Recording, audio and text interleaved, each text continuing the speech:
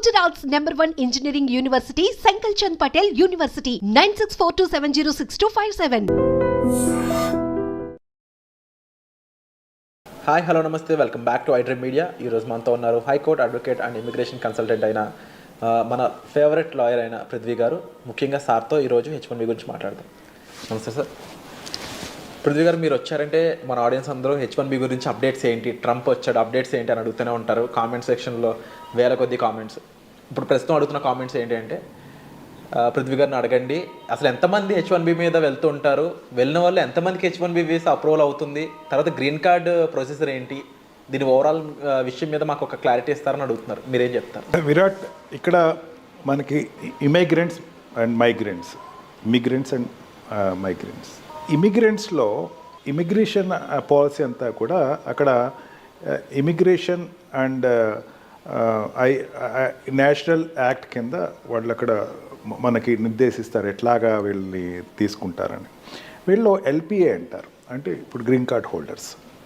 వాళ్ళు అంటే అక్కడికి వెళ్ళి ఎల్పిఏ అప్లై తీసుకుని వాళ్ళు అక్కడ రెసిడెన్షియల్లో ఉన్నవాళ్ళు 6,75,000 పర్ ఇయర్ తీసుకుంటారు. ఓకే, అంటే సంవత్సరానికి వచ్చేసరికి మొత్తం వరల్డ్ నుంచి 6,75,000 మందిని మాత్రమే అక్కడ గ్రీన్ కార్డ్స్ ఇస్తారు, అందరికీ ఇవ్వరు.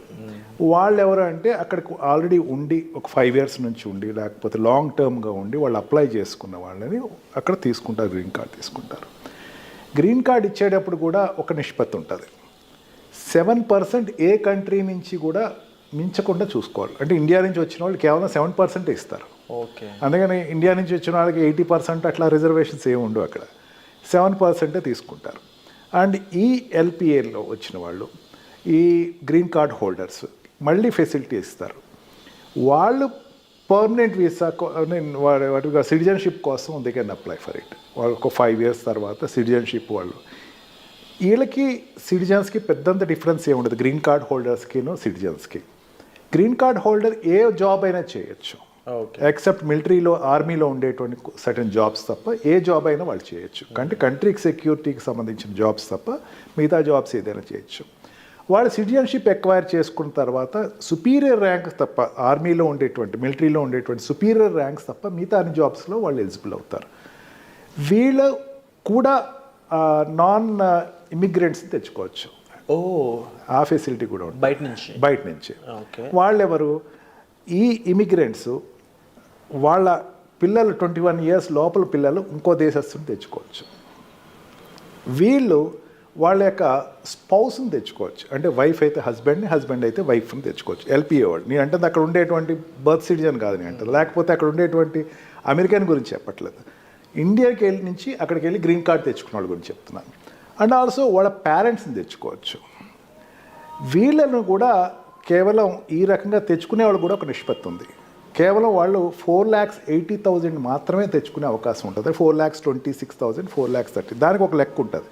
దాన్ని మల్టిప్లై చేస్తూ ఉంటారు ఎప్పటికప్పుడు. అంటే ఎట్లా ఉంటుంది, ఇయర్ ఉందనుకుందాం, ఇయర్ 4,26,000 తెచ్చుకున్నారు అనుకుందాం, ప్రీవియస్ ఇయర్ తగ్గింది అనుకుందాం, దీనికి యాడప్ అవుతుంది. బట్ నాట్ అబ్జల్యూట్గా యాడప్ అయిపోతుంది. అంటే 4,20,000 ఇయర్ తెచ్చుకున్నాక ప్రీవియస్ ఇయర్లో ఎక్కడైనా సరే 2 lakhs తెచ్చుకుంటే ఇంకో 2 lakhs తెచ్చేసుకోవచ్చు జనరల్గా లెక్క ప్రకారం. కానీ దాంట్లోంచి కేవలం 10% మాత్రమే తెచ్చుకుని మళ్ళీ దాన్ని ఏదైనా సరే ఈ లెక్కలు ఏ రకంగా చూసుకున్నా 4,40,000 నుంచి ఎక్కువ తెచ్చుకుంటలేదు. ఈ పాలసీ ఎంతమంది తీసుకురావచ్చు అనే పాలసీని ఎప్పుడు కూడా president of America parliament, Congress నుంచి అప్రూవల్ తెచ్చుకోవాలి. అంత ఈజీగా దీన్ని పెంచడం కానీ తగ్గించడం కానీ జరుగుతుంది. అండ్ సెకండ్ కేడర్, వీళ్ళు అక్కడ ఉండేటువంటి ఎల్పిఆర్ అంటే అక్కడ ఉండేటువంటి permanent resident what we call green card holder brothers, సిస్టర్స్ని తెచ్చుకోవచ్చు.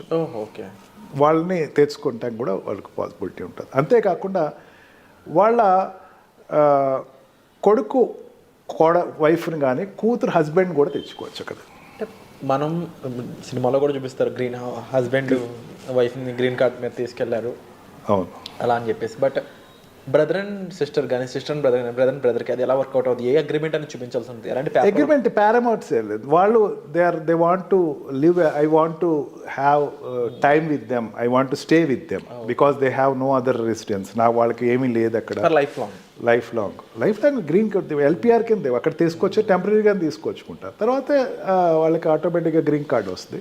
బట్ దే కెన్ బ్రింగ్, వాళ్ళు కూడా తెచ్చుకోవచ్చు. అంటే కాకపోతే ఇక్కడ ఉన్న స్థితిలో ఉన్న వాళ్ళకి ఏం పర్మిట్ చేయరు. కాకపోతే ఏంటంటే వాళ్ళకి మేము తప్ప ఎవరు లేరు అని చెప్పేసి చూపించాల్సి వస్తుంది. అదేవిధంగా ఓల్డ్ ఏజ్ పేరెంట్స్ వాళ్ళ పిల్లల్ని తెచ్చుకోవచ్చు. ఓకే, ఈ పారామీటర్స్ వీళ్ళ వరకు అలౌ చేస్తారు. వీళ్ళ వరకు ఈవెన్ అక్కడ ఉండేటువంటి సిటిజనే కాదు, ఈవెన్ గ్రీన్ కార్డ్ హోల్డర్ కూడా వాళ్ళు తెచ్చుకోవచ్చు. ఈ రకంగా తీసుకొచ్చే వాళ్ళకి కేవలం 4,40,000 4,26,000 వరకు మాత్రమే తెచ్చుకోవడానికి అవకాశం ఉంటుంది. And also 7% ratio. 7% అనేది యూనివర్సలిక్ రేషియో. అందుకే అక్కడ గ్రీన్ కార్డ్కి వెళ్ళేటప్పుడు లాట్ సిస్టమ్ తీస్తారు. 7% అన్నప్పుడు ఏమవుతుంది, ఈ 6 lakh ఫర్ ఎగ్జాంపుల్ గ్రీన్ కార్డులోకి అప్లై చేసిన వాళ్ళు ఉందాం, 6,75,000 తెచ్చుకోవాలనుకుందాం అండి. 6,07,000 తెచ్చుకునేటప్పుడు ఏముంది అంటే అక్కడ ఉండేటువంటి పర్మనెంట్ రెసిడెంట్కి అప్లై చేసుకునేవాళ్ళు, ఈ జాబ్ రీచ్ వెళ్ళిన వాళ్ళు, H1B వీసా మీద వెళ్ళిన వాళ్ళు, లేకపోతే L1 వీసా మీద వెళ్ళిన వాళ్ళు అక్కడ ఉండిపోయి వాళ్ళు వీసాలు అప్లై చేసేటప్పుడు గ్రీన్ కార్డ్ 5 years తర్వాత అప్లై చేస్తారు. వాళ్ళు అక్కడ పర్మనెంట్గా 5 years కంటిన్యూగా ఉన్నవాళ్ళు అప్లై చేస్తారు. ఈ అప్లై చేసిన వాళ్ళకి లాట్ సిస్టమ్ పెడతారు. లాట్ సిస్టమ్ అంటే 6 lakhs అనేసరికి దగ్గర ఒక 20 to 30 lakhs అప్లై చేస్తారు. ఓకే, అవును, అన్ని కంట్రీస్ కలిపి. దాంట్లో మళ్ళీ నిష్పత్తిలో ఏ కంట్రీ నిష్పత్తిలో దాంట్లో లాట్ తీస్తారు. లాట్ తీసి ఆ 7% ఆఫ్ ఏ కంట్రీ మాత్రమే అక్కడ ఇస్తారు.